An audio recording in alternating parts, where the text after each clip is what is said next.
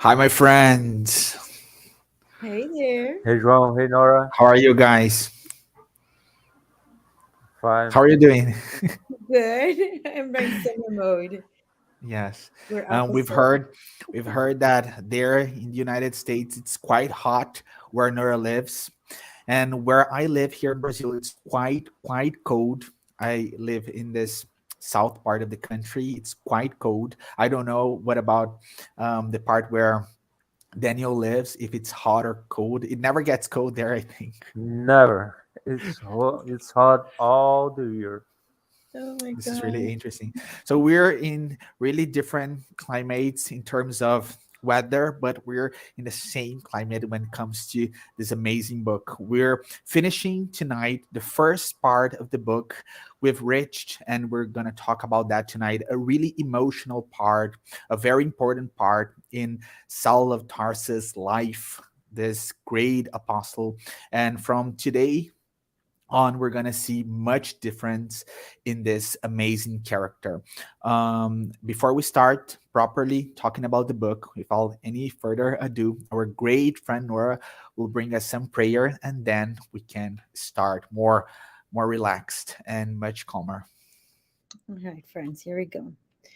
Let us jump into that vibration and just ask Mother, Father, God for strength, for peace and love in our souls, that our cells are relaxed and calm, that the message this evening transforms, that we leave here with something absolutely extraordinary and that we can pass it on. We ask for all of those in their homes that are listening for blessings, for brothers João Pedro, for Daniel, myself, and anyone who is needing a boost, that the mentors guide us all. And if we have waters by our sides, that they're also blessed. Beautiful magnetic energies. That said, I say um, a Hail Mary prayer, and then we kindly ask to begin this study. Hail Mary, full of grace, the Lord is with thee. Blessed art thou among women, and blessed is the fruit of thy womb, Jesus. Holy Mary, Mother of God, pray for us sinners now and at the hour of our death. And so be it. Beautiful, dear. Thank you. Beautiful. So before we start talking about today pages, let's recap a little about what Nora brought us last week. So we saw Saul of Tarsus in a sunny morning. He was in the Sanhedrin and he was eagerly questioning one of his helpers. Isaac, have you complied with my orders about the information I requested? And the man responded, yes, sir. Among the prisoners, I found a young man who knows the old Ananias. Saul said, very good, obviously satisfied. And where does this Ananias live? That he did not want to say, despite my insistence. He claimed he didn't know. And then Saul again. Well, he may be lying. Saul got really mad. These men are capable of anything. Make immediate arrangements for him to be brought here as soon as possible. I'll get the truth out of him. Do you know the old Ananias, an itinerant preacher of the way? Yes, sir. How long? I met him on the day before my imprisonment about a month ago. Those were the first words in their dialogue. And then he went further. And where does he live, this follower of the carpenter? This I do not know, the young man said timidly. When I met him, he was living in a poor district in Jerusalem where he was teaching the gospel. Saul did not pay any attention to the man's attitude of profound humility, and frowning, he said in a threatening voice, do you think you can lie to a doctor of the law? And the man said, sir, I swear. But it wasn't enough. Saul did not condescend to notice his supplicating gesture, and turning to one of the guards, he said, Julian, we cannot waste any more time. I need this information. I think the fingernail torture will convince him not to continue hiding the truth. Saul ordered um, I stopped to the punishment. The man was severe punished, and while he ordered that stop for a few moments, he wanted again to hear what the man had to say. And the man, in tears, said, "Sir, Ananias isn't here in Jerusalem anymore. At our last meeting, 3 days before we were imprisoned, the old disciple of the gospel said goodbye and told us he was going to live in Damascus." And this is very sad. The man got really sad because at this point, after he got tortured, he told the truth. And Saul went on, "Is that all you know?"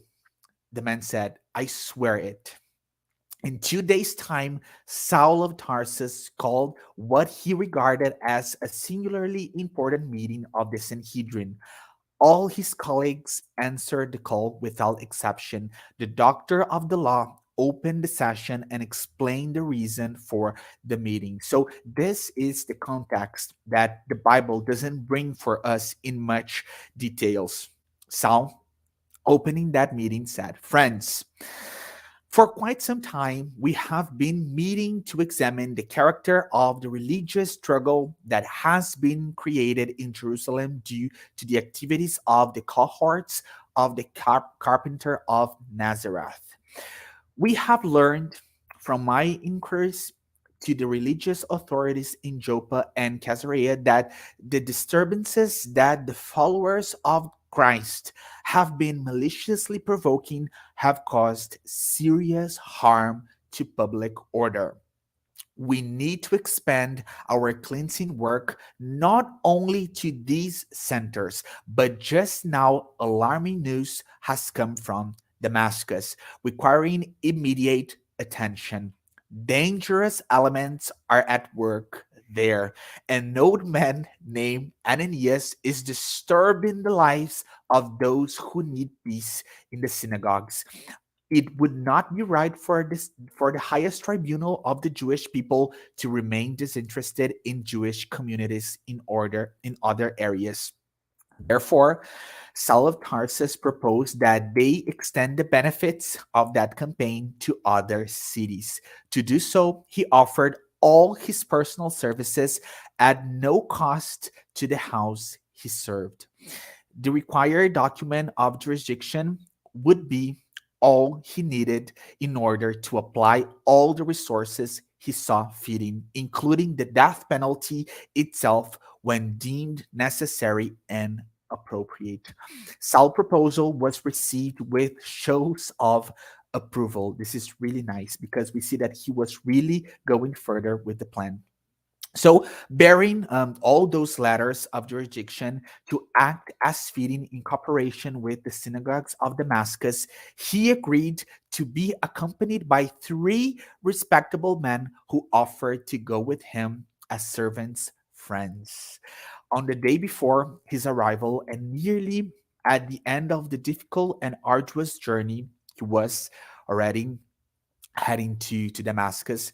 Saul of Tarsus felt that the bitter memories constantly assaulting him had grown stronger.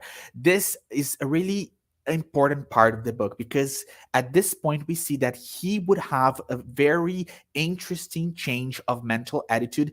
And after we go through the text, we comment. After we go through what the book brings for us, we're gonna talk in spiritist terms what this is about. Secret powers, he felt like secret powers were forcing him into profound self examination. He recalled the early dreams of his youth, where to find the peace of mind that early in his life was the object of his most innermost thoughts. The teachers of Israel proclaimed that it could be found by fully observing the law. This is really interesting because he was really examining all those principles he was professing since he was a child. He had held to its principles above all else ever since the early impulses of youth. He had hated sin. This is really nice. The book brings us he had hated sin. He had consecrated himself to the ideal of serving God with all his might. He had not hesitated to carry out everything he considered to be his duty, even the most violent and cruel actions. As we've said before, he was a very, very honest man when it comes to defending the law of Israel. Where then, this is he thinking, where then was the spiritual peace he craved so much in his daily endeavors? No matter how much energy he spent, he saw himself as a laboratory of deeply sorrowful unrest. The concepts of the law of Moses did not seem enough to satisfy his overwhelming thirst. This is amazing. This information that Emmanuel brings us in this book. Although, and this is self thinking, those followers of the crucified carpenter, however, possessed an unknown peace of mind. The alleged ignorance of the gravest problems of life did not apply in their case, for Stephen had possessed a powerful mind and had shown, upon dying, an impressive composure accompanied by spiritual values that were truly amazing.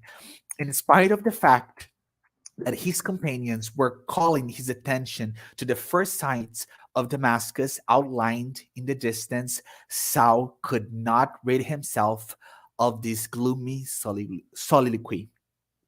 He himself could not explain what was happening with him. His memories were reaching back to the time of his early childhood. His entire industrial past appeared clearly in that introspective examination. Among all the familiar figures, the memory of Stephen and Abigail stood out the most, as if urging him to question himself even further. Why had these two siblings from Corinth acquired such preeminence amid all the problems of his inner self? Saul was thinking, reflecting. He remembered his most noteworthy friends, but in none of them did he find moral qualities like those of that young preacher of the way. He was thinking about Stephen, who had challenged his political religious authority right there in front of all Jerusalem, disdaining humiliation and death, only to die thereafter, blessing Saul's iniquitous and implacable decision. What power had brought them together in the labyrinth of the world in such a way that his heart would never forget them? The painful truth of the matter was that he had found no inner peace despite his victories and the enjoyment of all the prerogatives and privileges of the most eminent personages of his people. He lined up in his mind the young woman he had met throughout his life. Now he was thinking about Abigail, including those from his childhood, but in none of them could he find the same characteristics as in Abigail. Those women, they were not Abigail, who had divined his innermost wishes. And then I'm I reach the end of my part here. Tormented by these deep inquiries absorbing his mind, he seemed to wake up from a long nightmare. Now we're with Daniel.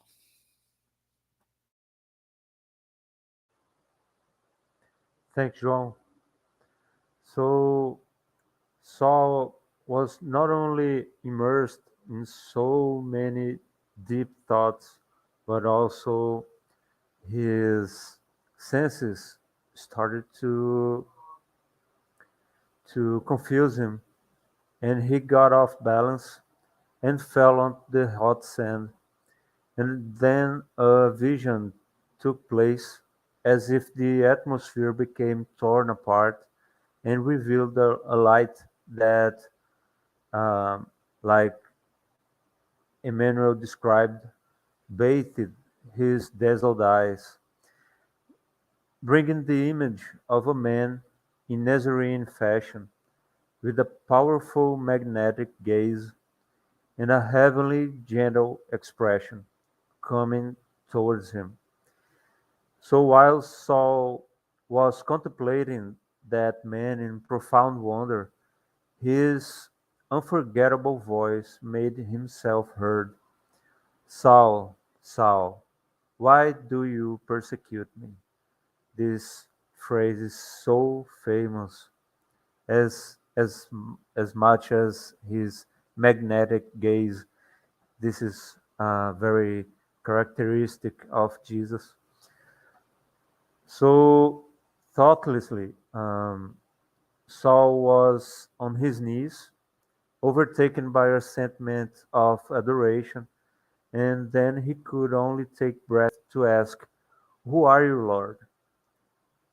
And that man said, "I am Jesus." Imagine his soul and his whole blood becoming cold at that moment. How much, how intense that sensation was. Saul could no longer hold his posture and wept, bent to the ground. His traveling companions surrounded him, trying to understand what could be the cause of those reactions, and how many thoughts overflow in his mind, such as, the men of the way were right after all. At that uh, precise moment, he started to think all, let's say, deeper than he was until then. Stephen's words were the pure truth. Abigail believed was the path to the truth. Then that man was the Messiah, was actually the Messiah, and his resurrection was no fairy tale. So imagine how much it was. It was all in one less than 1 minute. So many feelings and so many thoughts in Saul's mind, and that he actually became the persecutor of the Messiah's disciples.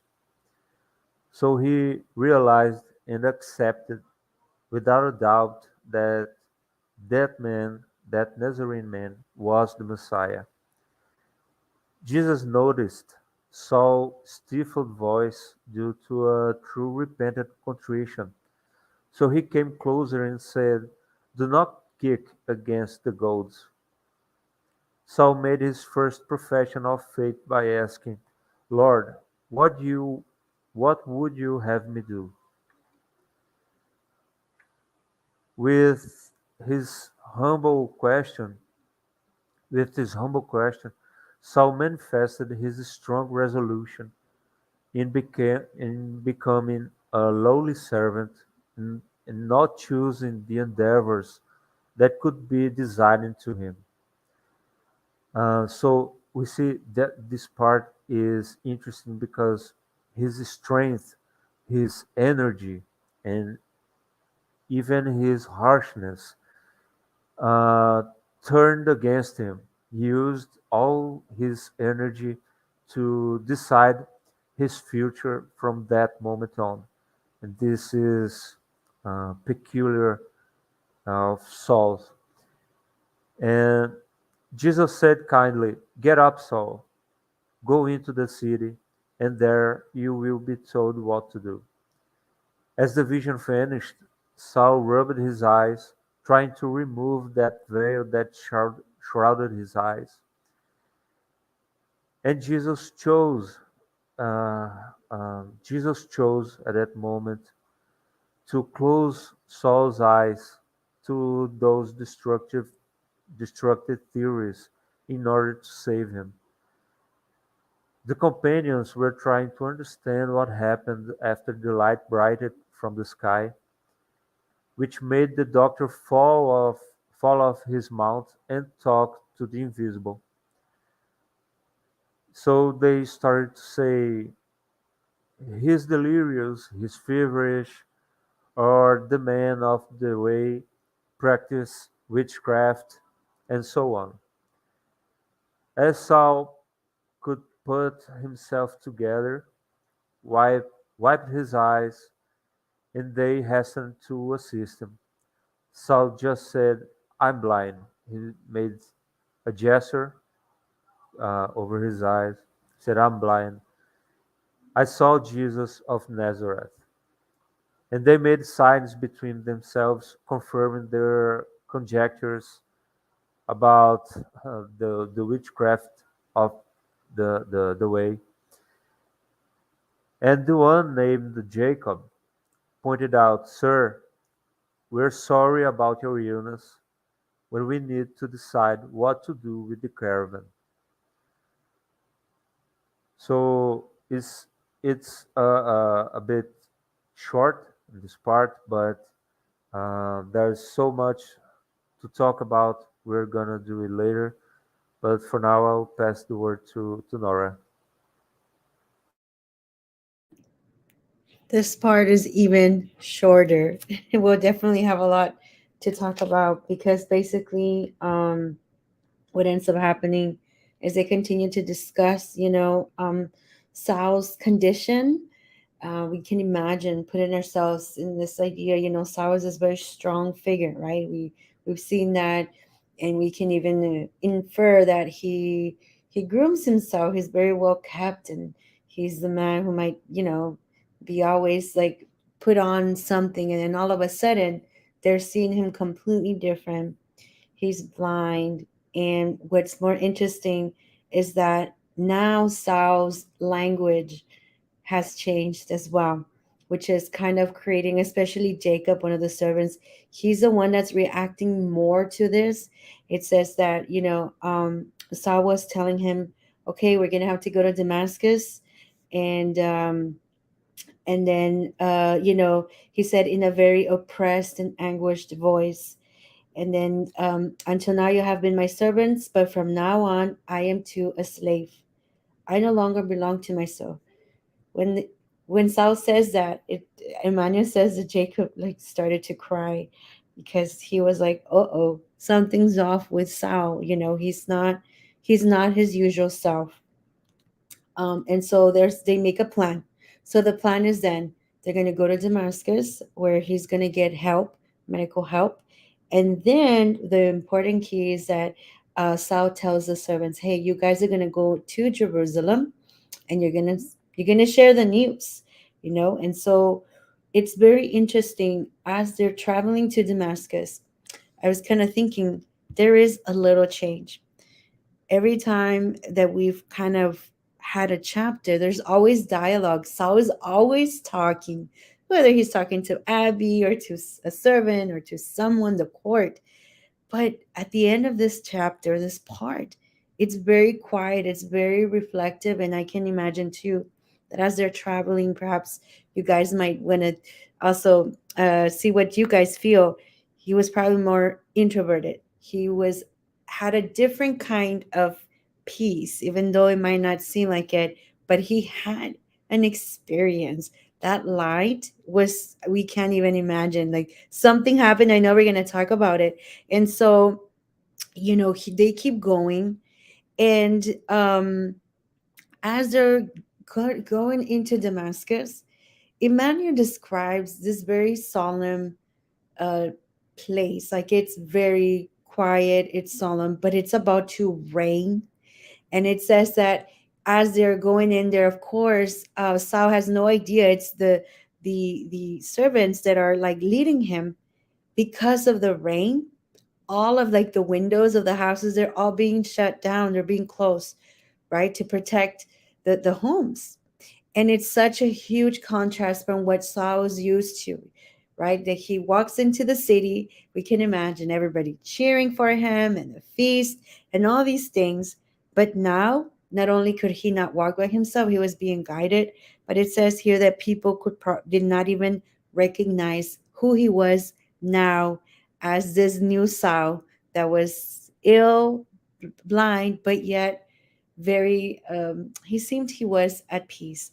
So it is very powerful. I'm gonna read two things, so we can start with a discussion real quickly. And that's the part where he says, Jacob, don't worry about me. This is Saul. As for what I myself must do now, I need to get to Damascus without delay. And the rest of you, just go on. It says here, it was right for his visual perception to have ceased in order to keep forever the memory of the glorious minute of his transformation to a more sublime life. So we think about it on the surface, we could say he's worse. I mean, he's blind now, he cannot see everything who he was, but yet he's actually better because he's seeing with different eyes. In the Bible, I didn't have time to put a slide, but in Ecclesiastes, chapter 3, verses, I think, 11 and on, it says, He, God, Mother, Father, God, has made everything beautiful in its time. He has also set eternity in the hearts of men, yet they cannot fathom what God has done from beginning to end. I know that there's nothing better for men than to be happy and do good while they live, that everyone may eat and drink and find satisfaction in all his toil. This is a gift of God. I know that everything God does will endure forever. Nothing can be added to it and nothing can be taken. So it's beautiful how in this part of the Bible describes a little bit about Saul. Everything was in the time, and everything that is happening to him was neither more nor less. It was exactly what needed to happen to him. And so then we know that even though he was had a different kind of strength, right? He had to go inside of himself and he's going to have to do the work. Again, I'm reading the chapters as we're going, so I'm not sure how he is, but I know that this transformation it's a different Saul, right? And we know who he's going to be. But nevertheless, melancholy is part of us, and there has to be a part of him too, because if not, Emmanuel wouldn't put those like the rain and the darkness and all of that. Those are like little hints that for us to know that there was still some of that. So in the gospel, Francois de Geneva actually talks a little bit about melancholy. He says, believe me and strongly resist the feelings that weaken your willpower. The yearnings for a better life are innate in the spirit of all humans, but do not seek them in this world.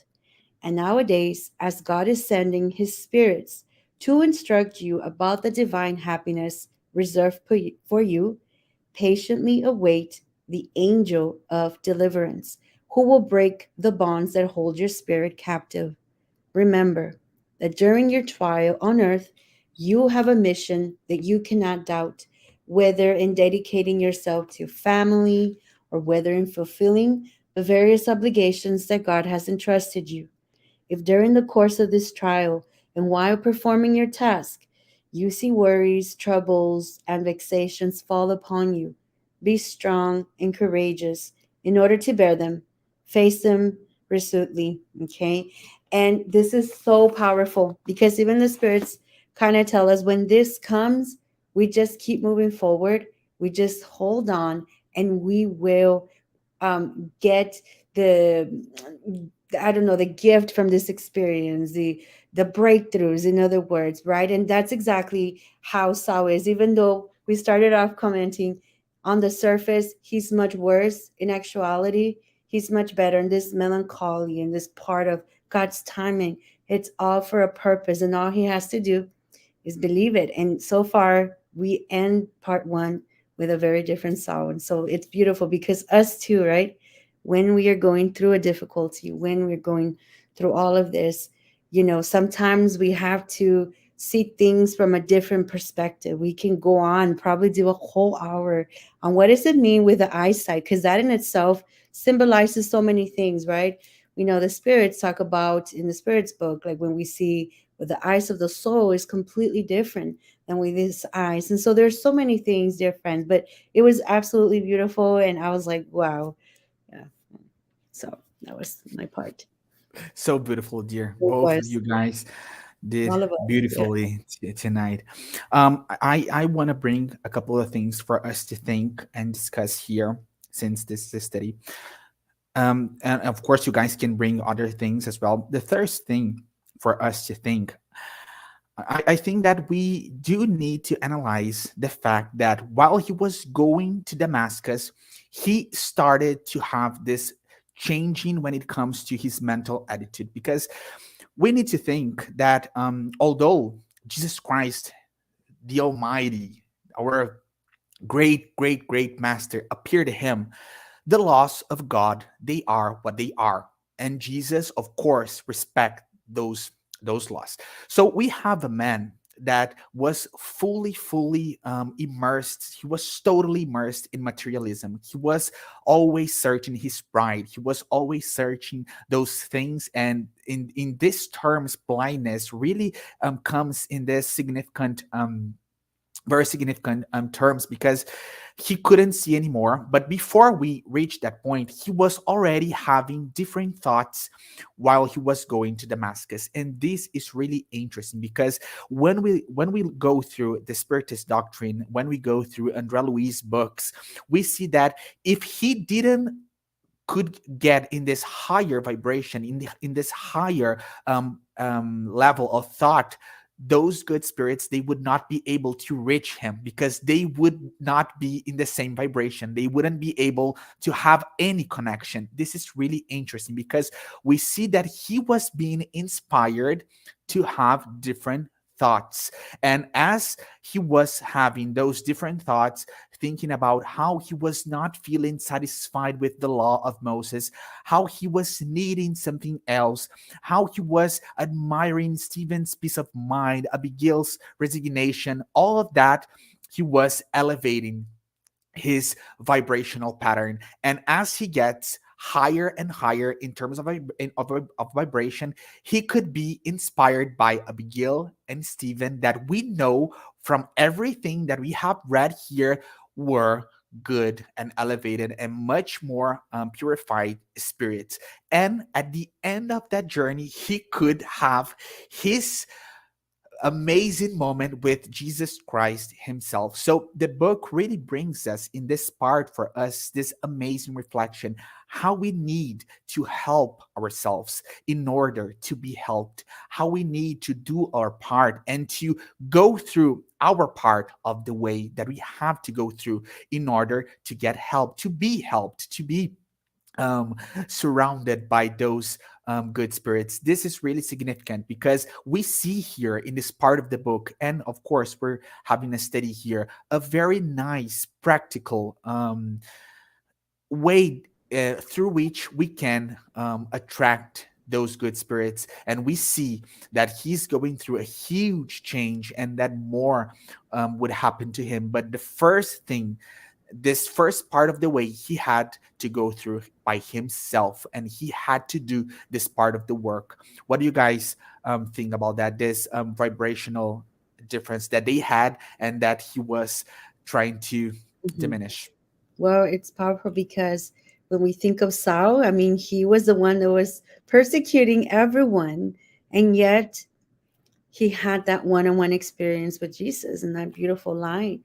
So we all have a past, and it doesn't matter what it is. The past is the past. Like you said, that moment that he was in that vibration, that's it. And as long and he maintains himself that way, yeah, and it's powerful. So I loved it because like I'm not perfect, and I know I haven't this life, might be the, as what I was saying, might be the first life that we really are getting an opportunity to truly study and move forward. So we cannot, it's a inspiring. And I know Daniel has always said, I relate a lot to Saul. I really like him. Have always been like Abby, right? But this is the part where totally Daniel, right?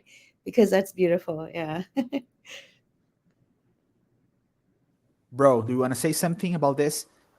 Yeah, I thought the same way that you did, and this this is those those feelings and thoughts he saw or was having at the trip. was really were really a preparation for what was coming.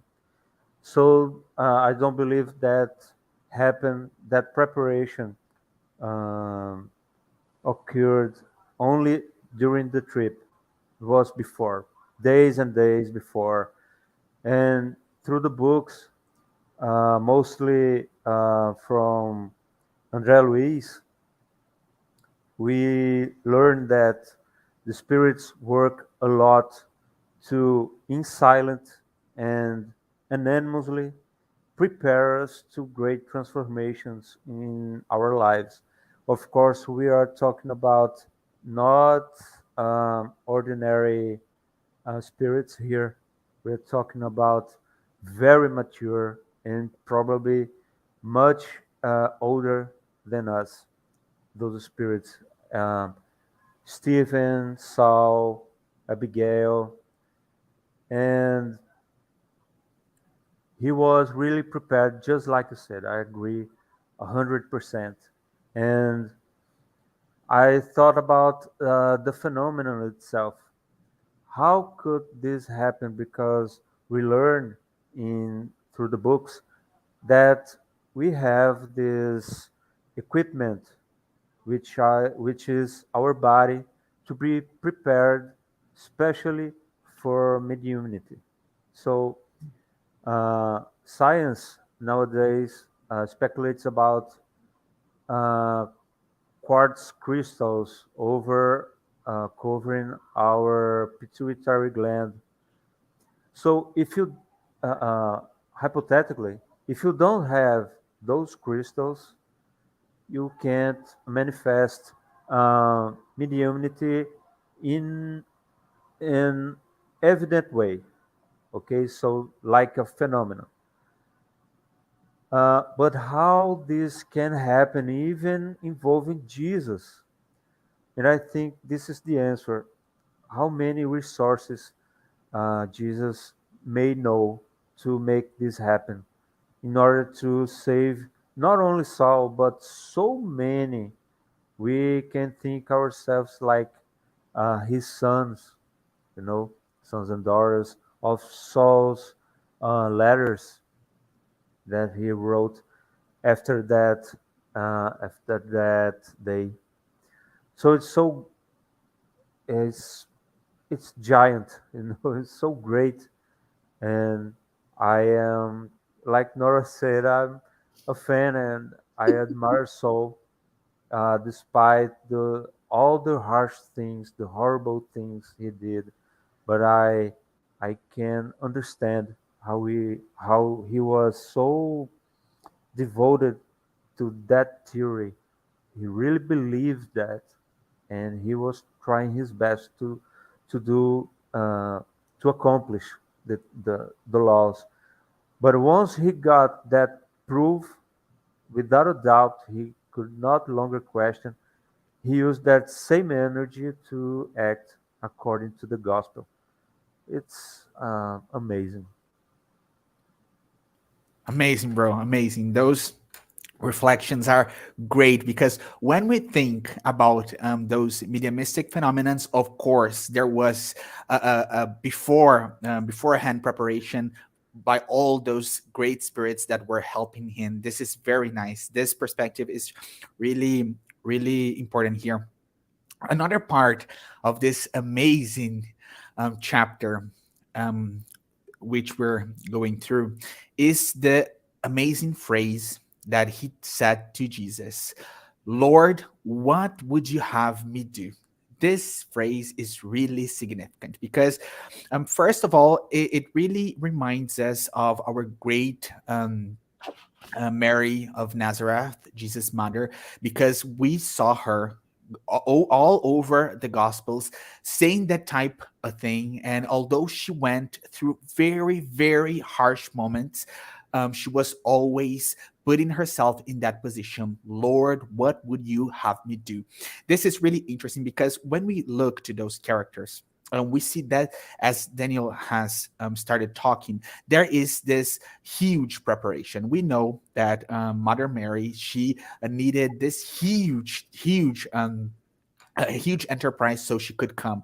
And with a spirit like Saul of Tarsus, it wouldn't be different. Although I do think that she's totally different. She has a much more purified spirit. But as we've seen before, he was a very honest man when it comes to defending what he believed. So at that point, when he saw that Jesus was real, that Jesus was the Messiah, that Jesus was calling him, he said those amazing, beautiful words. A very interesting thing for us to think here is I'm gonna tell you guys a story. A couple of weeks ago, a guy found me on Instagram in this live videos that we do, and he told me that he wasn't thinking he had just read this book, and that he wasn't thinking that it was fair that he read the entire book. So I'm not giving any spoilers, but he didn't think that it was fair for Jesus to appear the Saul of Tarsus, that Jesus does not appear to anybody, that he had this huge chance. And then we enter this reflection, and this is really important here. We are being called every single day. We are in a very, very different position. Our lives as Christians, they are much easier. We have the gospel. We have the gospel in our iPhones, in our Kindles. We have the gospel. We have Jesus calling us every single day. Why aren't we as Christians saying those exact same words? Lord, what you would have me do? Because do we believe as he was believing, or we don't believe? Why are we not putting ourselves in that position? And it's not fair, and it's not appropriate for us to think that Jesus was giving him any privilege, because he was not. As we've seen, he was being prepared much longer with the Jewish tradition, with being an honest man about all that, to become this huge apostle of Christ. And when the time came, he was ready. He was ready, and he said those words in a very just, honest, and beautiful way. A very important reflection here. Why aren't we as Christians saying those exact same words? What do you Absolutely. guys think? And even when we think about it, we can take this in like different terms. If we don't want to be religious, um, we don't have to, we could take it literal, or somebody could literally see that. Or we can take it as like it doesn't have to be like it was an actual light, that it was like him. It could be like when people are in meditation, when they're in this place, right? Like you talked about that vibration, it could have been an energetic moment. So sometimes it might be more comfortable depending where we're at. And I know this is a historical book and it's spiritism, but sometimes we can understand things differently. And I personally, I could see, what the thing is, that we all can have this experience. It doesn't have to be literal, like I need to see the light in order for it to be fair, like Sal. Like if I keep working, keep working, because it's a lot of discipline. And like you said, we have to remove the materialistic components, which takes time in order for us to reach to that vibration. But Jean, like you said, today Jesus is not an actual image, it's through everything, or God, the light, the source. We are already at this understanding that it's an experience now, and we could have these experiences through so many things, and even just us interacting here, right? uh, Experience in friendship, that is already like a sound experience, because that experience, notice how Emmanuel, he doesn't necessarily focus on, oh, Jesus in the light. It was the afterwards that we're actually kind of focusing on, right? And so so when we find ourselves in that vibration and that energy, willing to do this, and then yeah, we can also have that. And I mean, we're in modern times too. We cannot, even mediumship has changed. We've talked a lot about this. It's not like before, Allan Kardec's time, the tables and everything. Today is a little bit different, and We could say that these experiences are different and they're unique to us. When Jesus came, and I'm gonna sound now I'm gonna use religious terms, but when Jesus came on the cross and he dies and he says, "The only thing I live, love your neighbor as um, yourself." That's it. All of a sudden, is we have access to this. Not just people of the law, not just people who are educated, not just certain people. We all have access to Jesus. And that's exactly, I don't know if I'm making sense, you guys, but that's the way I see it. It's interesting though, because I never thought about it that way. I was like, oh, wow, how beautiful. Like, wow. Interesting. Bro, do you want to say something? I was looking at Norah at the frame, and I noticed uh, the phrase under Kadak Radio logo. It's nourish your soul. So that's what we are doing right here with those reflections. And why aren't we making this question? Um, yeah, that's a fault. That's a flaw that we have, but we have to not. I think. Let me say. I don't. A few years ago, I really reduced the number of prayers that I make. So because I tried to I I tried to and I succeeded to transform every action. Let's say not every action. I'm not that wise, but when I'm doing something, I can think about how am I doing I'm playing my role in the world, and how am I being good to society, and how am I applying uh, everything I know about the gospel, about spiritism in my work, in my conversations. Um, Sometimes I do make mistakes. Of course, we all do, but I feel comfortable enough to not have to stop and make prayers all the time. And uh, I think this question becomes implicit in my thoughts and in my actions. It's like, what should I do now? You know, how would I be? Uh, I won't say the word digno in Portuguese. How would it be? I can remember now. So I should deserve through my acts all uh, the intelligence and the sacrifice that Jesus applied to bring the gospel to us. And it's a matter of embracing this uh, this concept of acting according to the gospel in everything we do. So I started to feel comfortable not making prayers and actually verbalizing something to Jesus or to God. You know, I it's something I feel that I wanted to share. I think it's part of this reflection. Absolutely. Yeah. It's the actions, right? I know there's a movement here in the US too right now. Because we had some school shootings and people have said, they don't literally mean stop with the prayers. We need action, but I think it's what you're saying, Daniel. It's, yes, we pray, but it's like, well, we need change, we need actions, and it's with ourselves too. And even Saul there, he had the experience, but he like physically he did it. He wasn't just, okay, let me tell you about my experience and I'm gonna pray. And he was, there's gonna be a lot of action. So I get it. Yeah.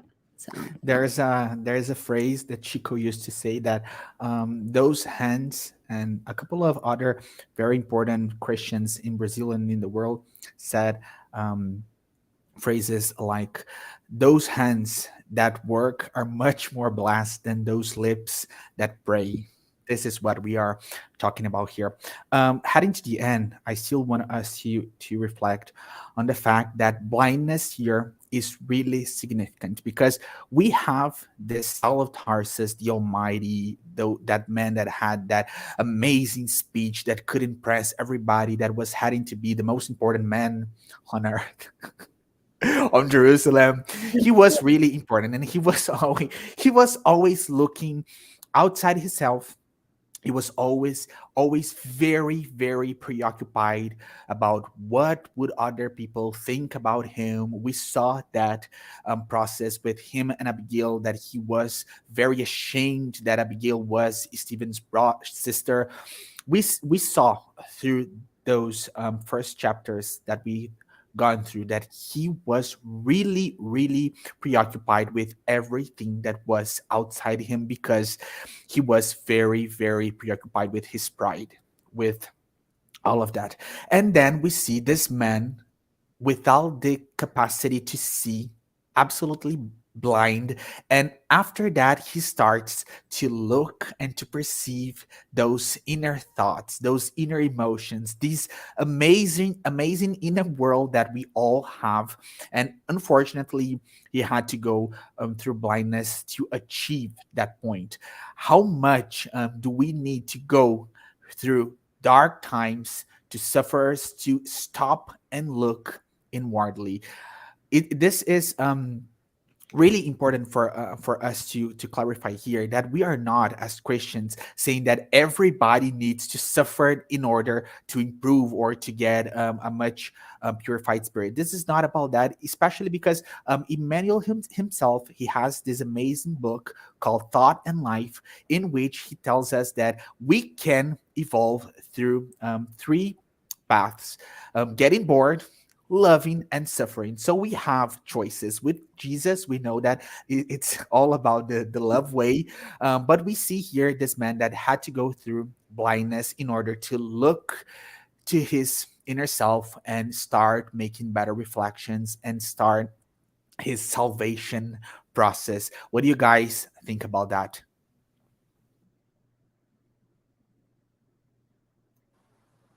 Nora leads first. I knew you was gonna say you go. Do I have to say I second that, and actually he it was, I'm gonna go based on the text here because I know sometimes I go on. It, when he was walking, he had to be guided, it says here, with faltering steps, his feet hurting at each uncertain movement, he would walk in any manner possible in order to carry out the divine orders, right? It was indispensable not to mind the difficulties.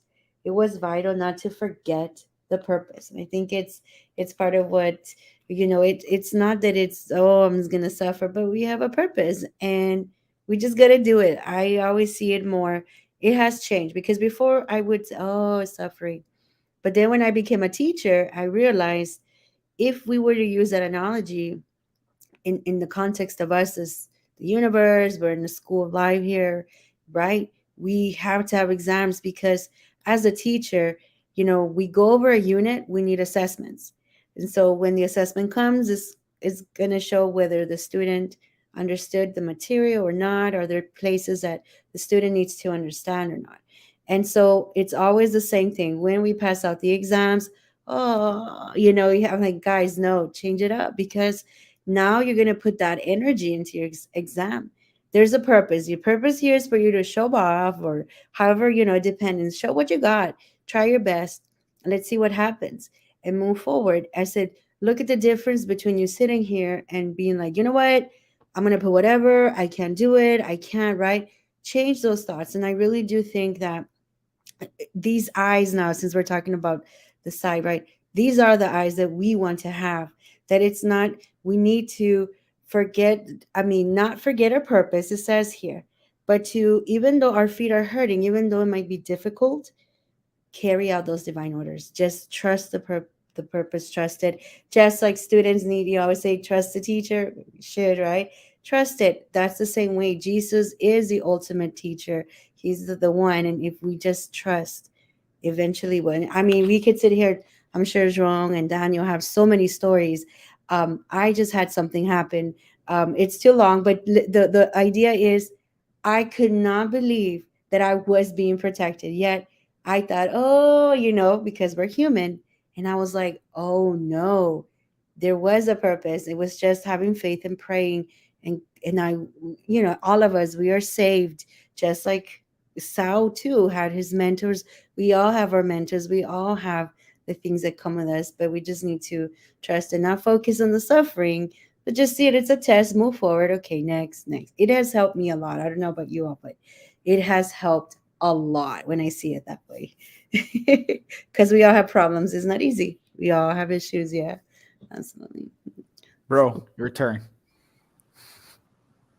Um, we have this this phenomenon of getting soul blind has a moral purpose, as Nora said, and it's very well established. And I'm especially interested in the phenomenon. How could this be done? Um, of course, I don't know, but I like to seek some clues to understand a bit more.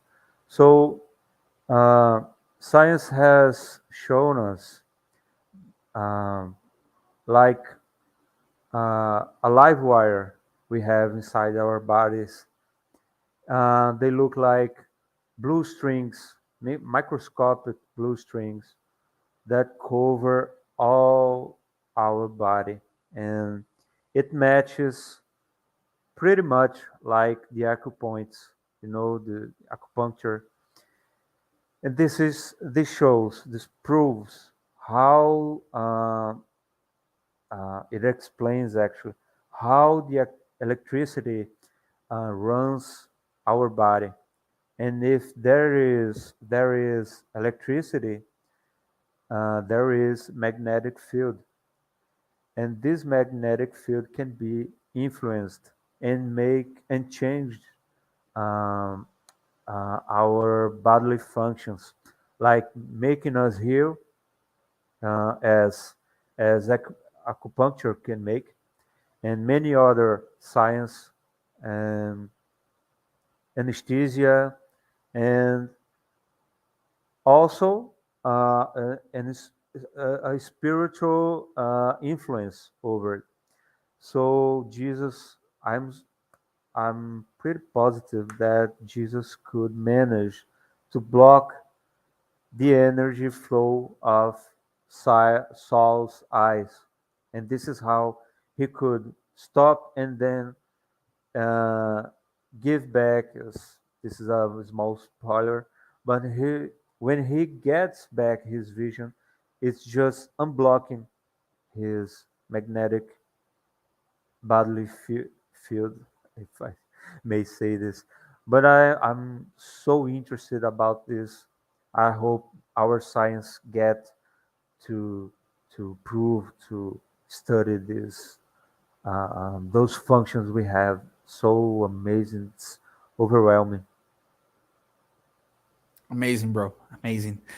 We are reaching our time here, but before I just want to say one more thing. I think that we really, really, really should keep two great examples that the Bible, especially the Gospel, the New Testament, brings us: Mary Magdalene and Paul, Saul of Tarsus, because they went through this really rough patch. They were really immersed in materialism. We've seen both of them through those amazing stories that were psychographed by Chico Xavier, and yet they both had those amazing experiences with Christ. She was the first one to see the resurrected Christ, and he was presented, he had received that amazing gift of seeing Christ in that way to Damascus. So through those two great examples, we can have this huge hope that there is much ways for us to evolve, because we are talking about two characters, about two spirits that in one incarnation they went through all that through this huge transformation. So we don't, because a couple of times as spiritists we think that we need to go through 1,000 incarnations in order to get purified. And here we have this amazing example, because I'm not going to give an spoiler, but talking about Mary Magdalene, she was received when she was discarnating by Christ himself in the spirituality. So we are able to do great deeds, to evolve a lot, to purify ourselves. The way is not that easy, and the door is quite narrow, but it is possible. So I do want us to keep in our hearts that it is possible. Evolving is a truthful possibility that we have here while incarnated beings on earth. Do you guys want to say something before we finish? I didn't even open. Maybe when we start talking about the healings, we can bring in the signs. But this book, I think I had mentioned it. It's beautiful because the first part has a lot of those values. I think, and it's still very, very Christian. I just feel like that, and I feel like now we're starting to get right around more of the spiritist stuff or the mediumistic stuff, the stuff that Daniel is bringing. So it's just so the way Emmanuel takes us through this, like a true teacher, very subtle and softly, just like the changes that Saul has had, is just phenomenal. And I'm really loving this, and it's a beautiful book, friends. If you have not read it, it would be great. Just right now it's summer, so it'd be a great summer read. And if you're in Brazil during the winter, come on, a book with a coffee is like priceless. And Emmanuel there, because I feel like when we read, we're like connecting to them. It's beautiful. So thank you, friends. Bro, do you want to say something? Oh no, just thank you guys. It's been amazing. Let's go. Let's go through all this book. Yes, It's let's it's go. been amazing. Yes, So much. yes, the best speech. Let's go. Let's keep on going, guys. I want to thank Yeah. you both as well, my great friends here, with which I learned so much. I have been learning a lot with you too. I want to thank everybody that is still here with us, everybody that is accompanying the studies. I have received much great messages. I'm really happy, and having you guys with us, this makes the journey much more colorful, pretty, and happier, much happier. So we have finished tonight the first part of the book. I'm really happy that we've gotten to here. Really grateful. So the tone of tonight is gratitude. Thank you guys so much. I see you guys next week. Okay, thank you. Bye Bye. See bye. you guys. Bye bye. Bye.